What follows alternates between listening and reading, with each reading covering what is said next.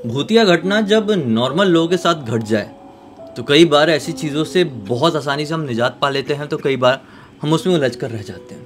लेकिन जैसा भी कहो, हम भूतिया चीज़ों से लड़ ज़रूर लेते हैं, लेकिन अगर कोई भूतिया घटना हमारे परिवार के किसी छोटे बच्चे के साथ घटने लगे तो क्या होता होगा, आप इमेजिन करके देखो। हम तो कभी बोलेंगे नहीं कि किसी साथ ये घट जाए, लेकिन ये घटा।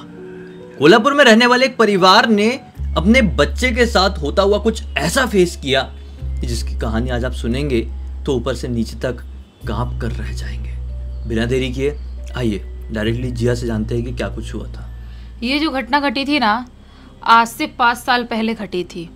आज से 5 साल पहले क्या था, एक सनी नाम का लड़का अपने महाराष्ट्र के अंदर एक छोटे से गांव में अपनी बहुत अच्छी ज़िंदगी बिता रहा था।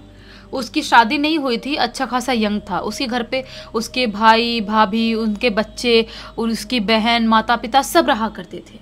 लेकिन तभी उसके घर वाले उसका रिश्ता देखते हैं और उसकी शादी करवा देते हैं।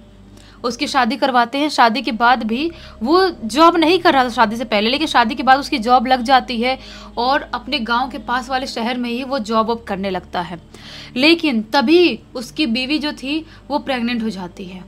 बीवी प्रेग्नेंट होती है तो घर में एक खुशी का माहौल बहुत अच्छा क्रिएट हो जाता है कि चलो अच्छा है, हमारे घर पे नई नई खुशखबरी आने वाली है, हमारे घर पे कोई नया मेहमान आने वाला है।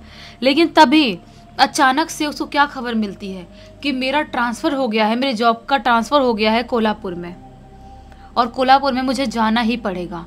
और उसके गांव से कोल्हापुर अच्छा खासा दूर था और वो अकेले नहीं रह सकता था। अपनी बीवी को ऐसी हालत में, प्रेग्नेंट वाली हालत में छोड़ के नहीं जाना चाह रहा था, क्योंकि भले ही उनकी शादी को कम टाइम हुआ था, भले ही कुछ भी चीज़ें हो, लेकिन अपनी बीवी से प्यार बहुत करता था। तो सोचता है कि मुझे कोई अच्छा घर देखना चाहिए कोल्हापुर में और वहीं पर अपनी बीवी के साथ मुझे शिफ्ट हो जाना चाहिए। तो वो ऐसा ही करता है। सबसे पहले वो कोल्हापुर खुद अकेले जाता है, अपना पोस्टिंग कहाँ पे हुआ है, जॉब का सारी चीज़ें के बारे में पता करता है और वहीं पर एक अच्छा खासा सस्ते रेट में, बहुत महंगा भी नहीं और बहुत सस्ता भी नहीं, मीडियम रेट में एक सुंदर सा छोटा सा बंगलो मिल जाता है। वो बंगलों को वो बात करके और जो भी डिपॉजिट रेंट वेंट सब देना होता है दे के मस्त बुक कर लेता है कि अब हम लोग यहाँ पर रहेंगे। उसके बाद वापस अपने गांव आता है, अपना थोड़ा बहुत सामान वामान उठा के अपनी बीवी के साथ यहाँ पर आ जाता है। यहाँ पर आ गया है, उसकी ज़िंदगी बहुत अच्छी खासी निकल रही है। जो उसके जॉब का लोकेशन था कोल्हापुर के इसके घर से लगभग 2-2.5 किलोमीटर इतना दूर था, ज़्यादा दूर नहीं था। तो उसको एक सेटिस्फेक्शन था कि अगर कुछ भी प्रॉब्लम होती है मेरी बीबी की प्रेगनेंसी में या कुछ भी, मुझे फ़ोन करेगी, मैं फटाक से आ जाऊँगा देखने के लिए। और आस पड़ोस के लोगों से बात करके रखा था कि आप लोग भी मेरी बीवी का ध्यान रखना, और दोस्ती हो ही जाती है, लोगों की दोस्ती हो ही जाती है अगर आसपास में रहो तो किसी किसी से। और उसने ना एक शांता नाम की बाई भी लगा के रखा था अपने घर पे कि मेरे बीवी का ख्याल रखेगी और दिन भर यहीं पर रहेगी, किसी भी चीज़ की ज़रूरत पड़ेगी, खिलाना पिलाना, लेके जाना कहीं पर, सब कुछ ये करेगी, क्योंकि शांता वहाँ की कोल्हापुर की लोकल थी। तो वहाँ पे आराम से सब कुछ चल रहा है। तभी अचानक से इनके घर पे बच्चा होता है, लड़का होता है। लड़का होता है, सब लोग बहुत खुश होते हैं। सनी के गांव से भी लोग आते हैं और जो इसकी बीवी है, मीता नाम है इसका, मीता के फैमिली वाले लोग भी आते हैं और अच्छा खासा सेलिब्रेशन होता है बच्चे के पैदा होने के बाद। तो उसके बाद कुछ दिनों तक रहते हैं इसके सनी के घर वाले और उसके बाद वापस से अपने अपने गाँव सब लोग लौट जाते हैं। अब अकेले मीता बच्चे को पाल रही है और शांता जो बाई थी वो साथ में रह रही है। ऐसा वाला सब कुछ चल रहा है। सब कुछ करते करते धीरे धीरे 1 साल का इनका बच्चा हो जाता है। इनकी ज़िंदगी में भी सब कुछ अच्छा खासा चल रहा था। 1 साल होने के बाद अचानक से एक दिन रात के 2 बजे के करीब बच्चा ज़ोर ज़ोर से रोने लगता है। रात के 2 बजे करीब अचानक से मीता उठती है और उठ के देखती है, पालना में वहीं पर बाजू में लिटा के रखी थी और उनका बेड के पास ही पालना था। तो वहाँ पे जाके देखती है क्यों रहा है, उठाती है और उसको दूध पिला के चुप कराने की कोशिश करती है। लेकिन जो बच्चा था वो बच्चा बिल्कुल भी नहीं मान रहा है, ज़ोर ज़ोर से रो ही रहा है। समझ में नहीं आ रहा है कि बच्चा इतना क्यों रो रहा है। वो अपने पति सनी को उठाती है, बोलती है प्लीज़ यार उठ जाओ आप, देखो आपका लाडला बेटा चुप नहीं हो रहा है, रो ही जा रहा है, एक काम करो आप इसको चुप कराओ, मेरे से नहीं हो रहा है, मेरा सिर दुखने लगा, कब से मैं कोशिश कर रही हूँ। तो सनी बोलता है कि अरे कोई बात नहीं, तुम इतना टेंशन मत लो, मैं चुप कराता हूँ मेरे बेटे को। वो गोद में लेता है और गोद में लेके ऐसा ठोक के यहाँ पर कंधे पे रख के सुला के कोशिश करता है चुप कराने की, लेकिन बच्चा अभी भी रो ही रहा है, रो ही रहा है। कहीं उधर विंडो साइड हाथ दिखा रहा है, ऐसे ऐसे हाथ कर रहा है, उंगली ऐसे ऐसे कर रहा है और दिखा दिखा के रो रहा है, जोर जोर से गला फाड़ फाड़ के। और समझ नहीं पा रहा है कि क्या हो गया बच्चे को। वो एक जो विंडो था इनके घर का, उस तरफ देख के ज़ोर ज़ोर से रो रहा था, बहुत ही गंदी तरह से, इनके बेडरूम की विंडो की तरफ। तभी मीता जो थी वो बोलती है कि क्या हो गया, विंडो की तरफ क्या दिखा रहा है, वो उधर क्यों रो रहा है देख देख के। तो फिर ये बोलता है एक काम करना, तुम विंडो खोलना जाके, शायद इसका दम घुट रहा होगा, कुछ तो प्रॉब्लम होगी, जाओ विंडो खोलो। और जैसे ही मीता जाती है और विंडो खोलती है, वैसे ही अचानक से इनको महसूस होता है कि इनके कमरे से कोई बहुत ही जोर से हवा का झोंका बाहर गया, जैसा कोई इंसान अंदर से कमरे से बाहर कूदा हो, वैसा हवा का झोंका गया। ये थोड़े से कुछ टाइम के लिए सकबका जाती है, थोड़ी सी सहम जाती है, डर जाती है कि ये क्या था, मतलब कि ये कोई कूदने जैसी चीज़ क्या मुझे महसूस हुई। और ये चीज़ थोड़ी सी सनी को भी वियर्ड लगती है, लेकिन जो बच्चा था जो रो रहा था, अब वो रोना बंद कर देता है, शांत हो जाता है। उसके बाद से ये आराम से बच्चे को पालना में सुलाते हैं और ये लोग सो जाते हैं। उस दिन की रात अब निकल जाती है जैसे तैसे करके। सुबह का टाइम होता है, सुबह लोग डिस्कस भी करते हैं कि बच्चा क्यों रो रहा था, क्या तकलीफ़ थी, सारी चीज़ें। तो ये लोगों का क्या था कि समझ में नहीं आता है, फिर सोचते हैं कोई बात नहीं, बच्चा ही तो है, रो रहा होगा ऐसे ही। तभी शांताबाई घर पे आती है, जो इनकी बाई थी, वो घर पे आती है, उसको बताती है ये कि बच्चा ऐसे ऐसे रो रहा था। बोलती है कि अच्छा तो होगा कुछ, ऊपरी हवा लग गई होगी, बहुत लोग नज़र लगाते हैं और आपका बच्चा इतना सुंदर है ही, किसी ने नज़र लगा दिया होगा इसलिए ऐसा रो रहा होगा, कोई बड़ी बात नहीं है। आप अगर बोलोगे तो यहीं पर पास में ही एक बाबा जी रहते हैं, उनको दिखा लेंगे। मीता बोलती है नहीं नहीं नहीं, बाबा जी को दिखाने की ज़रूरत नहीं है, छोटी मोटी दिक्कत होगी, कुछ तबीयत खराब हुई होगी, वो ठीक हो जाएगा। उसके बाद आज का पूरा दिन ऐसे ही निकल जाता है।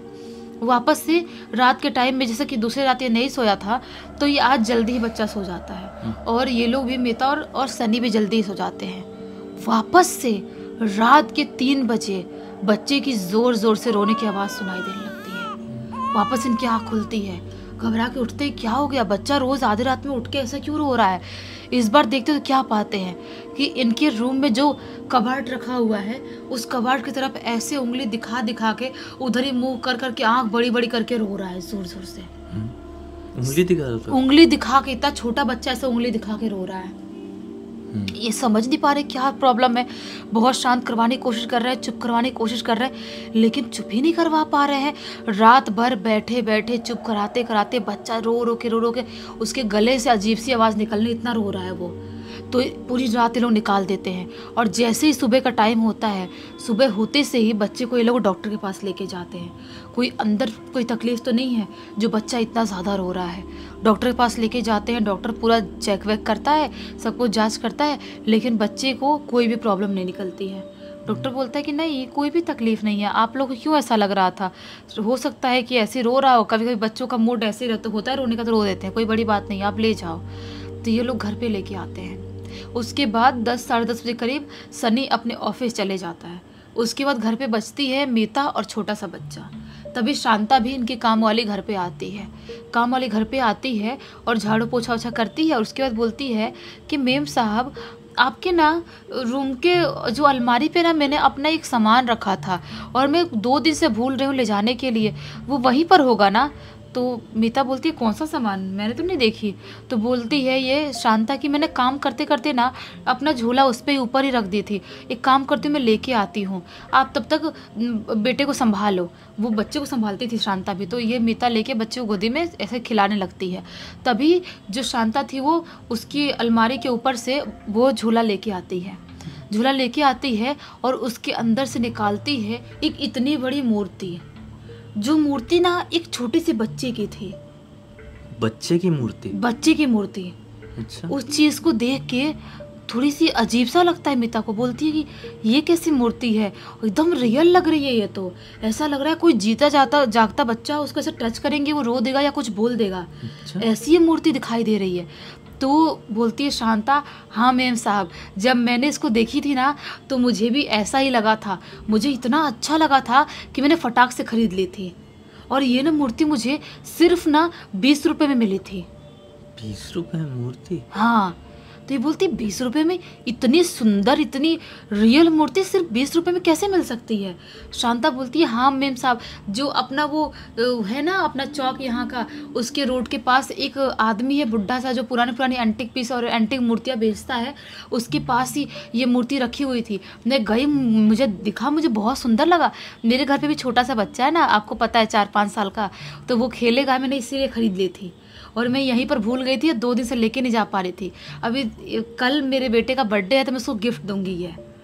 तो मीता बोलती है कि हाँ वो तो ठीक है, लेकिन इतनी सस्ती इतनी सुंदर मूर्ति कैसे मिल सकती है? अभी भी कंफ्यूज थी। बोलती है कोई नहीं मैडम, मैं क्या थोड़ी देर के लिए घर जा सकती हूँ, थोड़ा बहुत घर पे थोड़ा साफ़ सफाई करूँगी, थोड़ा सजावट करूँगी, और कल मेरे बेटे का बर्थडे है तो आप लोग भी आना। ये बोलती है कि ठीक है जाओ। ये अपने घर शांता चली जाती है। अब पूरा दिन इनका ऐसे ही निकल जाता है। आज रात में इनको नींद भी जल्दी आ गई थी, क्योंकि बच्चा पिछली रात बहुत ज़्यादा रहा था, पूरी रात ये लोग नहीं सोए थे, बच्चा भी सो गया था, ये लोग भी सो गए थे। सोचते चलो अच्छा है, आज की रात अच्छी जाएगी। तभी रात के तकरीबन 3 बजे के करीब ज़ोर ज़ोर से इनके घर का बैल बजाने की आवाज़ आती है। नॉन स्टॉप कोई ज़ोर से बैल बजा रहा है। अचानक से सनी की आँख खुलती है और उठ के जाता दरवाज़ा खोलता है। बाहर से चीखने की आवाज़ आती है, सर सर सर सर बचा लो, मेरे बच्चे को बचा लो, मेम साहब कहाँ है, मेरे बच्चे को बचा लो, मेरा बच्चा मर जाएगा, मेरे बच्चे को बचा लो। ये सनी बोलता है क्या हुआ तुम्हारे बच्चे को? तभी मीता भी उठ के आती है अपने बच्चे को गोद में उठा के लेके। बोलती है क्या हुआ शांता, तुम इतनी रो क्यों रही हो, घबराई क्यों हो? तो शांता बोलती है कि मेम साहब मेरे बच्चे को बचा लो, मेरे बच्चे की हालत बहुत ज़्यादा ख़राब लग रही है, वो पता नहीं क्यों उल्टियाँ कर रहा था, उल्टियाँ करते करते खून की उल्टियाँ करने लगा, उसकी हालत बहुत ज़्यादा ख़राब हो गई है, मेरे बच्चे को बचा लो। तो सनी बोलता है हाँ ठीक है मैं गाड़ी निकालता हूँ, लेके चलता हूँ।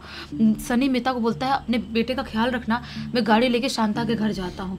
अपनी गाड़ी लेके शांता घर जाता है और वहीं से बच्चे को उठा के हॉस्पिटल लेके जाते हैं। डॉक्टर क्या बोलता है पता है कि वो तो अच्छा हुआ कि तुम बच्चे को जल्दी लेके आ गए, वरना तुम्हारा बच्चा 10 मिनट भी लेट करते ख़त्म हो जाता। उसकी हालत पूरी तरह से ख़राब हो गई थी। तो फिर शांता बहुत वो करती है, धन्यवाद बोलती सर आप नहीं होते तो मेरे बच्चा नहीं बच पाता, मैं आप लोगों का एहसान ज़िंदगी भर नहीं भूलूंगी, ये सारी चीज़ें बोलती है। उसके बाद से ना शांता अपने बच्चे को घर तो लेके आती है ठीक होने के बाद, लेकिन शांता के घर पे अजीबोगरीब एक्टिविटीज़ चालू हो जाती है।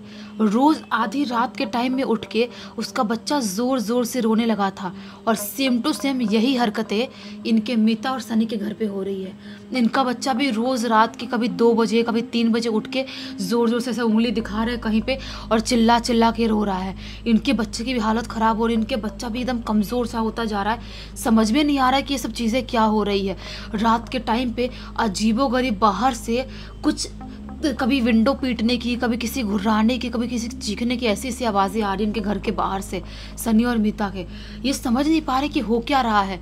तभी अचानक से शांता एक दिन इनके घर पे आती है और बोलती है कि मैडम सर मेरे घर पे बहुत ज़्यादा परेशानी चल रही है, इसलिए मैं आप लोग घर पे नहीं आ पा रही हूँ, मेरा बच्चे की हालत बहुत ख़राब होती जा रही है और मेरे घर पे अजीबोगरीब एक्टिविटीज़ हो रही है, समझ में नहीं आ रहा क्यों हो रहा है।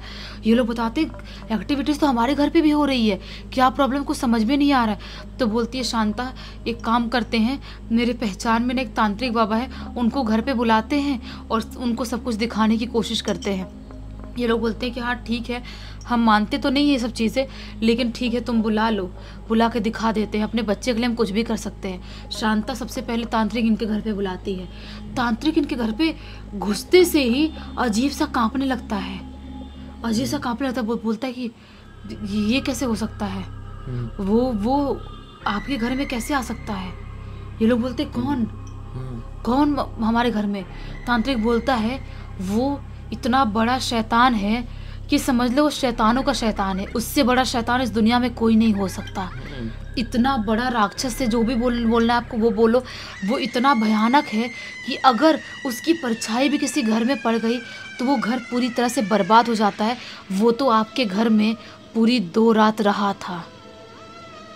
तो ये बोलते कैसे क्या रहा था, वो समझ में नहीं आ रहा है। तांत्रिक बोलता है कि देखो मैं कुछ नहीं कर सकता, मैं आपके घर पे थोड़ा पूजा पाठ करा सकता हूँ, लेकिन आप लोग ये घर छोड़ दो तो ही अच्छा है, क्योंकि आपके घर में वो 2 दिन रह चुका है, आपके घर की हालत बहुत ज़्यादा ख़राब हो गई है, आपके बच्चे के ऊपर उसकी नज़र पड़ गई, आपके बच्चे को लेके चला जाएगा वो।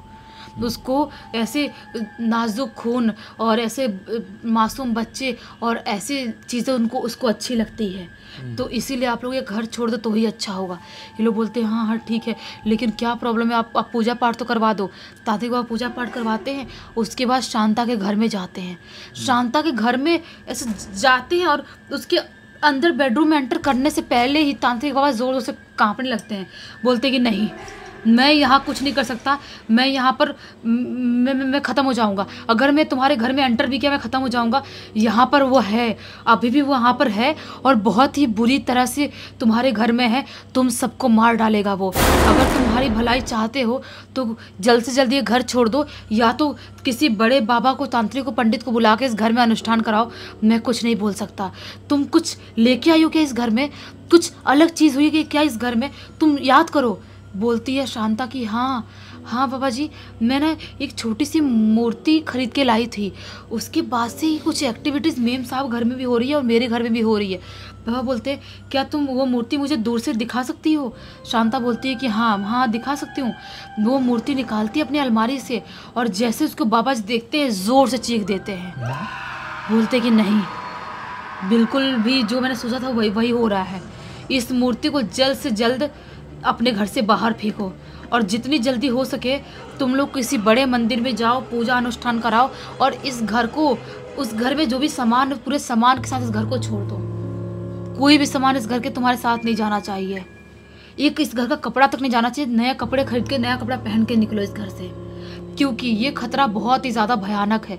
ये लोग ऐसा ही करते हैं, मूर्ति को बाहर एक कचरा वाला एरिया था वहाँ पर जाकर फेंक देते हैं और उसके बाद अपने जैसा बोले थे बाबा जी ने, एक हनुमान जी का मंदिर था वहीं पर पास में ही कोल्हापुर में, वहाँ पर जाके पूजा अनुष्ठान करवाते हैं और नया कपड़ा पहन के उस घर को पूरी तरह से घर के सामान के साथ छोड़ देते हैं। शांता की और ज़्यादा गरीबी आ जाती है। वो जो भी लोग थे जिनके घर पे काम करती थी उनसे मदद मांगती है, पैसे मांगती है, दूसरे का घर रेंट पे लेती है और दूसरा सामान धीरे धीरे करके खरीदती है। जो मीता और सनी थे वो लोग भी वो घर खाली कर चुके थे, वो लोग भी कुछ कुछ सामान खरीदवाने में शांता की मदद करते हैं। वो लोग अभी भी मानते हैं कि शांता थी तभी हम अपने बच्चे को बचा पाए, नहीं तो हम नहीं बचा पाते। वो तो चलो उसकी गलती थी जो उसने उतनी भयानक मूर्ति खरीद ली थी, उसने भी भुगती और हम भी भुगते हैं, लेकिन चलो अच्छा है कि अब हम सब ठीक हैं। ये जो गलती शांता ने करी इसे जानबूझ के की गई गलती नहीं कह सकते, ये अनजाने में की हुई गलती थी और उसको भी नहीं मालूम था ना यार कि जो चीज़ मैं लेके जा रही हूँ वो ऐसी खतरनाक शैतानी निकल जाएगी। लेकिन आज की इस कहानी से सबको ये सीख मिलती है कि ज़िंदगी में याद रख लेना, सस्ती चीज़ों के ऊपर कभी ट्रस्ट मत करना। कुछ भी हो सकता है भाई। सस्ते घरों की सुने थे, अब तो सस्ती चीज़ों की भी बात सामने आ गई है। ये घटना की जानकारी किसके थ्रू मिली वैसे? ये जो सनी है ना, सनी का भतीजा है अर्जुन नाम का, उसने लिख के भेजा है। चलो अच्छा ही है। इसी एक नोट के साथ इस कहानी का अंत करते हैं। अब तक इस वीडियो को देख लिया तो लाइक जरूर कर देना, चैनल को सब्सक्राइब करके बेल आइकन दबा के ऑल के ऑप्शन में क्लिक करना, क्योंकि इसी तरह के हैरान कर देने वाले खौफनाक वीडियोस डेली आप लोग के सामने लेके आते रहते हैं। इंस्टाग्राम की लिंक इस वीडियो के डिस्क्रिप्शन बॉक्स में मिल जाएगी, क्लिक करके डायरेक्टली वहाँ पर पहुँच जाना। और इसी तरह की कोई भी कहानी, टॉपिक या जानकारी आप लोग के पास भी है तो लिंक भेजना, हो सकता है हमारा अगला वीडियो कल आपके हिसाब से बन रहा हो। तो चलिए कल फिर से मिलते हैं, तब तक के लिए बहुत बहुत धन्यवाद। आपका दिन शुभ हो।